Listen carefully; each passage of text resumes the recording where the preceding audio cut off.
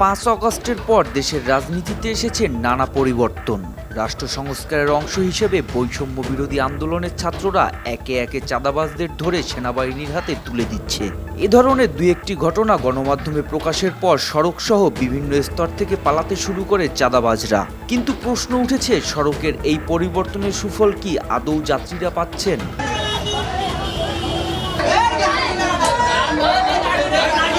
আগে রাজধানীর বিভিন্ন রুটে প্রায় সবকটি বাসকেই প্রতিদিন 1 থেকে 2,000 টাকা চাঁদা দিতে হতো, সাথে স্টেশন প্রতি 10 টাকা করে, আর কিছু জায়গায় সিটি কর্পোরেশনের নামে আদায় হতো বাড়তি টাকা।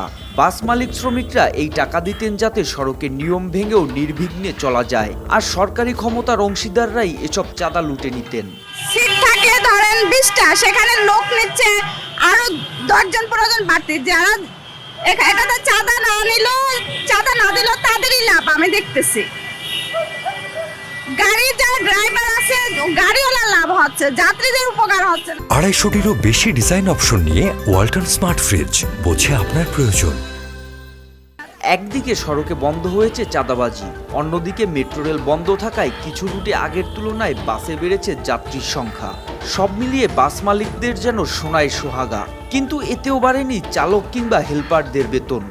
ট্রাস্টের ব্যানারে দিতে হইতো 1300 টাকা, আর মনে করেন যে সুপারভাইজার গুলো ছিল ওনাদের বেতন দিতে হইতো 10 টাকা করে, আর এখন নাই, এখন কোনো চাঁদা নাই।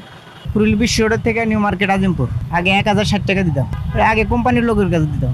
বিশ্ব রোডে কোম্পানির লোক আসলে আর আনতো, এখন আর নেয় না। এটা ওটা 10 টাকা 20 টাকা করে দিতাম। ওই রাস্তায় রাস্তায় লাইনম্যান থাকতো, যাত্রী মাত্র উড়াই দিত, অগের দিত। আর আজিমপুরে কিছু চাঁদা নিত আপনার সিটি কর্পোরেশনের নাম ভাঙ্গে এড়াই গেছে পলাইছে। মিরপুর রুটের এই বাচ্চা লোক বলছেন, যাত্রীর সংখ্যা বেড়েছে ঠিকই, কিন্তু বেতন এখনো আগের মতোই রয়ে গেছে। তারা কোনো অতিরিক্ত সুবিধা পাচ্ছেন না। একই অবস্থা আরামবাগ থেকে গাবতলী রুটেও। চালকদের জন্য সড়কে চাঁদাবাজির অবসান একটি স্বস্তির বিষয় হলেও তাদের জীবনযাত্রায় তেমন কোনো পরিবর্তন আসেনি। ট্রাফিক সার্জেন্ট যেটি আছে, মানে ওনারা নিয়ন্ত্রণ করতো, ওনারা আমাদের কাছ থেকে টাকা 2000 নিত।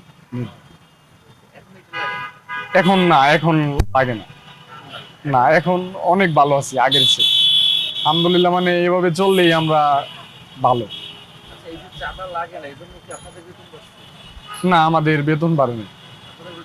না, আমাদের বেতন বাড়েনি এখন না ওই বেতন আমাদের এই ড্রাইভার বেতন 800, স্টাফ বেতন 400।